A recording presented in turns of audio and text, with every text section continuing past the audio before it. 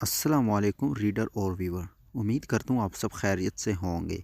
आज़ाद पंछी के किस नंबर 5 के साथ मैं आपके सामने हाजिर हूँ। उम्मीद करता हूँ आप सबको ये किस बहुत पसंद आएगा। अगला किस देखने के लिए हमारे इस चैनल को सब्सक्राइब करें और साथ में दिए गए बेल आइकन को ऑल पे करें। तो चलिए शुरू करते हैं बिना किसी टाइम वेस्ट किए। जमीला भागती भागती रबाब बेगम के पास आई। बेगम साहिबा गज़ब हो गया। रुबाब बेगम जो अखबार पढ़ रही थी जल्दी से अखबार बंद किया। क्या हुआ है? रुबाब बेगम ने बालों को झटकते हुए पूछा। सुबह मैंने जाकर साहब का दरवाज़ा खटखटाया तो जन्नत बीबी ने रूम का दरवाज़ा खोला। रात को फिर से वो साहब के रूम में सोना शुरू हो गई और सुबह दोनों ने इकट्ठा नाश्ता किया। साहब हमेशा जल्दी उठता था लेकिन आज मैंने उठाया। जमीला ने राजदारी से कहा। अच्छा तुम जाओ, मैं दिन को आती हूँ। और रुबाब बेगम सोच में पड़ गई। जन्नत ने नाश्ता किया। उसे जिस्म में बहुत दर्द महसूस हो रहा था। वो अपने रूम में आ गई और कपड़े लेकर शावर लिया और हेयर ड्राई करने लग गई। वो हमेशा अपने बालों को फोल्ड करके रखती थी क्योंकि बहुत ज़्यादा घने और लंबे थे। जब से सिकंदर से इसका निकाह हुआ था इसने कभी अपने सर से दुपट्टा नहीं उतारा था। शायद ही सिकंदर को पता हो कि उसके बाल लंबे हैं। आज जन्नत ने खुशी खुशी अपने बाल स्ट्रेट किए। अभी उसे बैठे कुछ ही देर हुई थी कि रुबाब बेगम आ गई। आज इतना तैयार किस लिए हो रही हो? अपने बालों से मेरे बेटे पर जादू करोगी? मैं उसके आने तक ये बाल बचाऊंगी ही नहीं, रुबाब बेगम ने गुस्से से कहा। जमीला मुझे कैंची ला दो, रुबाब बेगम ने गुस्से से कहा। जन्नत का दिमाग सुन्न हो गया। इतने में जमीला कैंची लेकर आ गई। पकड़ो इसे, रुबाब बेगम ने जमीला से कहा। नहीं, मेरे बालों को कुछ मत करना, मैं आपके बेटे से छुपा कर रखूँगी, जन्नत ने रोते हुए कहा और हरकत जारी की। जन्नत की हरकत की वजह से इसके बाल टेढ़े कट रहे थे। कंधे तक इसके बाल आ गए और टेढ़े मुड़े कटे थे। जब रुबाब बेगम ने इसे छोड़ा, शीशे के सामने उसने अपने बाल देखे जो कि कंधे तक मुश्किल से आ रहे थे। जन्नत ने अपने आंसू पहुँचे और आराम से बेड पर आकर बैठ गई। अब दोनों को मिल गया सुकून। अब जाओ, आज तो मैं डर रही हूँ तुम तीनों जलादों से। रोज़ महशर मुझसे डरना। मैं बद्दुआ नहीं दे रही लेकिन दुआ करना मेरा सब्र ना लगे। और जन्नत बिल्कुल साकत बैठ गई और शीशे की तरफ देखने लगी जो आधे से ज़्यादा टूट चुका था। रुबाब बेगम और जमीला बाहर चली गई और जन्नत वो साकत ही रही क्योंकि इसके ज़िंदगी में इतने दुख थे कि अब वो इन दुखों पर खामोश हो जाती थी। शायद मुकाबिल उसे रुलाना चाहते थे लेकिन वो रो भी नहीं रही थी। सिकंदर शाह ऑफिस में बैठा था कि दरवाज़ा खुला और कोई अंदर दाखिल हुआ। सिकंदर ने चौंक कर देखा। रोज़ी तुम कब आई? उठकर रोज़ी से गले मिलते हुए कहा।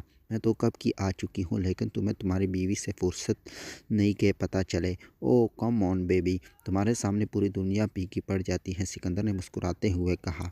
कब तक फ्री होंगे? आज हम इकट्ठे रात गुजारेंगे। बस डार्लिंग 15 मिनट वेट करो फिर चलते हैं। सिकंदर ने जल्दी से फाइल पर साइन किए और 15 मिनट बाद रोज़ी के साथ रेस्टोरेंट गया। अच्छा सा दोनों ने डिनर किया और सिनेमा चले आए। वहाँ रोमांटिक मूवी देखी। उसके बाद क्लब में आए और जी भर कर वहाँ मस्ती की, एक दूसरे के साथ नाचे और फिर सिकंदर बेहोश होकर रोज़ी को लेकर एक रूम में आ गया। वहाँ जल्दी से आकर अपनी शर्ट उतारी और रोज़ी की पाड़ने लगा। सिकंदर आराम से, मैं यही हूँ। तो सिकंदर ने उसकी गर्दन पर बोसे दिए और फिर होंठों को अपने कब्ज़े में ले लिया। लेकिन एक मिनट बाद वो पीछे हट गया। आज तुमने अपने होंठों पर क्या लगाया है जन्नत? उसने बेहोशी में रोज़ी को जन्नत पुकारा। रोज़ी ने एकदम झटक दिया। कौन है जन्नत? मुझे जन्नत समझकर तस्खीर कर रहे हो?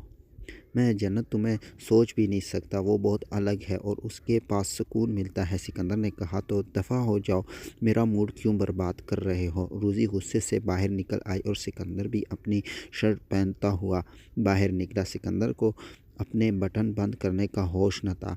खान जल्दी से मुझे घर छोड़ आओ, सिकंदर ने गाड़ी में बैठते हुए कहा। तो खान ने कार आगे बढ़ा दी।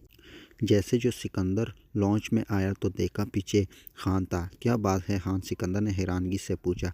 साहब वो ऑफ़िस की बात करनी है, खान ने कहा। ऑफ़िस की बात ऑफ़िस में करूँगा, अभी तुम घर जाओ और सो जाओ। तो खान बाहर चला गया और सिकंदर ने अपने कमरे की तरफ कदम बढ़ाए लेकिन जैसे जो वो पहुँचा जन्नत वहाँ मौजूद नहीं थी। तो वो दूसरे रूम की तरफ बढ़ा और उसका नोक घुमाया तो वहाँ बेड पर जन्नत सोई हुई नज़र आई। मैं तुम्हें किस रूम में छोड़कर गया था? सिकंदर ने गुस्से से पूछा। साहब, आपने मना किया था वहाँ मेरे दाखिल होने पर। अब मैं तुम्हें खुद ले गया हूँ ना, इसलिए वहीं सोया करो। उठो और चलो वहाँ, वरना मैं खुद उठा जाऊँगा। तो जन्नत ने जल्दी से हिजाब किया और सिकंदर के रूम की तरफ बढ़ी। जन्नत जैसे जो आकर बेड पर लेटी तो सिकंदर ने उसका दुपट्टा उतारा, लेकिन जैसे जो जन्नत के बालों पर इसकी नज़र पड़ी, सारा नशा हराम हो गया। अगर ये तुमने खुद किया है तो आज तुम्हें कोई मेरे हाथों से नहीं बचा सकता, सिकंदर ने डराते हुए कहा। क्या हुआ है? जन्नत ने आराम से कहा। बालों के साथ क्या किया है? सिकंदर ने जन्नत का मुंह दबोचते हुए पूछा। मैंने कुछ नहीं किया, जन्नत ने आराम से कहा। अगर तुमने कुछ नहीं किया तो किसने किया है, बताओ मुझे। मैं बता भी दूं, आप कौन सा मुझ पर यकीन करोगे? नाम लो तुम, सिकंदर ने गुस्से से कहा। रुबाब आंटी और जमीला ने, जन्नत ने रोते हुए कहा। तो 1 मिनट के लिए सिकंदर चुप हो गया और उठ खड़ा हुआ। मेरे साथ आओ, सिकंदर ने जन्नत का हाथ पकड़ा और रुबाब बेगम के पोर्शन में दाखिल हुआ और साथ ही खान को कॉल मिलाकर जमीला को रुबाब बेगम के पोर्शन में भेजने को कहा। रुबाब बेगम जो अभी अभी सोई थी, बहरहाल दरवाज़ा खोला, सामने सिकंदर को देखकर परेशान हो गई। बेटा, क्या बात थी कि इस वक्त आए हो? रुबाब बेगम ने प्यार से पूछा। ड्राइंग रूम में आए और जन्नत का हाथ पकड़कर ड्राइंग रूम में आ गया और उसे सोफे पर बिठाया। जमीला भी नींद से उठी आई थी, वो भागती भागती पहुंची। क्या बात है बेटा? रुबाब बेगम ने प्यार से पूछा तो सिकंदर ने जन्नत के सिर से दुपट्टा उतारा। मेरी बीवी के साथ ये सब किसने किया है? सिकंदर ने डराते हुए पूछा। तुम्हारा दिमाग तो ठीक है सिकंदर, रात के 12 बजे तक ये पूछने आए हो? अपनी बीवी से पूछो किससे ये सब करवाया है, रुबाब बेगम ने तनफर से कहा। साहब, हमें तो पता ही नहीं है, जमीला ने अपनी सफाई दी। जन्नत, तुम कुछ कहना चाहोगी? लेकिन जन्नत खामोश रही। उसे पता था कुछ भी हो जाए सिकंदर अपनी माँ के खिलाफ नहीं जाएगा। बेटा, जब इसने बाल काटे तो जमीला मुझे बुला गई और मैंने कैंची छीनी। ये अब पागल हो गई है, अपने रूम की ड्रेसिंग तोड़ दी और हाथों पे ये देखो ज़ख़म, और बाल भी कहती है सिकंदर को बहुत पसंद है, काट डाले, रुबाब बेगम ने मिर्चें गिराते हुए कहा। जन्नत, क्या मामा सच कह रही है? सिकंदर ने जन्नत की तरफ देखते हुए पूछा। बेटा, वो खामोश है, इसका मतलब कि मैं सच बोल रही हूँ, रुबाब बेगम ने मस्कीनियत से कहा। ओके, सिकंदर ने ठंडे होते हुए कहा। सॉरी, मैंने इस वक्त आप लोगों की नींद बर्बादी की। जमीला, तुम माँ को कंघी और कैंची ला दो और मामा इसके बाल सीधे करें। ओके, मैं अपनी बहू के बाल सीधे कर देती हूँ। और रुबाब बेगम ने जन्नत के बाल सीधे किए और फिर वो सिकंदर के साथ अपने पोर्शन आ गई। इसकी टांगें कांप रही थी, उसे लग रहा था कि इसकी मौत करीब है और वो डर कर बेहोश हो गई। सिकंदर को कुछ गिरने की आवाज़ आई। इसने पीछे मुड़कर देखा, जन्नत नीचे गिरी पड़ी थी। तो वो जल्दी से जन्नत के करीब आ गया और उसे अपने बाजू में उठाया और बिस्तर पर लेटा दिया और ख़ुद भी साथ बैठ गया और जन्नत पर पानी फेंका। इसने मदम आंखें खोली। सिकंदर, मैंने बाल नहीं काटे, जन्नत ने रोते हुए कहा। अगर तुमने नहीं काटे थे तो उस वक्त क्यों नहीं बोला? सिकंदर ने गुस्से से कहा। मैं बुरी महफिल में एक दफ़ा फिर से रुसवा नहीं होना चाहती थी, जन्नत ने सादा से लहजे में कहा। उसने आराम से कहा था, लेकिन अगले को तमाचा लगा। वो कुछ देर के लिए खामोश हो गया। मेरा मूड मत ख़राब करो, इन्हें 1 महीने में पहले की तरह करो। जितने पैसे लगते हैं मैं लगाऊंगा, मुझे तुम्हारे बाल पहले की तरह चाहिए। ओके कहकर जन्नत ने आंखें मूंद ली और सिकंदर पूरी रात सो ना सका। जैसे जो जन्नत की आंख खुली तो वो हैरान हो गई। सुबह सुबह किसी के बोलने की आवाज़ आ रही थी तो जन्नत नीचे किचन में आ गई। जन्नत, तुम और जमीला यहीं बैठी रहो, इन लोगों ने कुछ काम करना है, ये कर ले और फिर यहाँ किचन में करना है, तब रूम में चली जाना। और फिर घंटे तक किचन के अलावा हर जगह पर कैमरे लग गए और हर रूम में 2-2 कैमरे सामने और बाकी कैमरे छुपा कर लगाए हुए थे। तो सिकंदर ने जन्नत को रूम में जाने को कहा और फिर कैमरे लगाने वाले ने किचन में भी लगाया। सिकंदर इन्हें बाहर तक छोड़ आया और आकर टेबल पर बैठा। जमीला, नाश्ता लगाओ। साहब, ये शीशे क्यों लगा दिए गए हैं? ये शीशे नहीं, कैमरे हैं। आइंदा जो कुछ मेरे घर में होगा, मैं जहाँ भी होऊंगा मुझे पता चल जाएगा। तो जन्नत ने हैरानगी से देखा।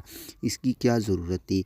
बहुत है, सिकंदर ने अपनी बात पर जोर देते हुए कहा। तो जन्नत खामोश हो गई। सिकंदर ने अपने लैपटॉप से कैमरे कनेक्ट किए और वो देखने लग गया जन्नत क्या कर रही है। वो 2 घंटे से एक ही जगह पर बैठी थी, ना तो उसने अपनी सम्मत बदली ना कुछ, और जमीला अपने काम कर रही थी। सिकंदर ने फिर से जन्नत की तरफ अपनी तवज्जो मबजूल की और गौर से देखने लगा। वो बहुत जूम करके उसे देख रहा था।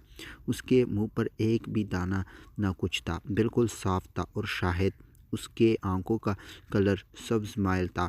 वो अपने नाम की तरह भी बहुत खूबसूरत थी। थोड़ी देर बाद जन्नत उठी और उसने अपना दुपट्टा उतारा। उसके जिस्म के नशबे फरेब नज़र आने लगे और उसने फिर अपने बालों को देखा और ठंडी आह ली और ऑयल की बोतल उठाकर अपने बालों की मालिश करने लग गई।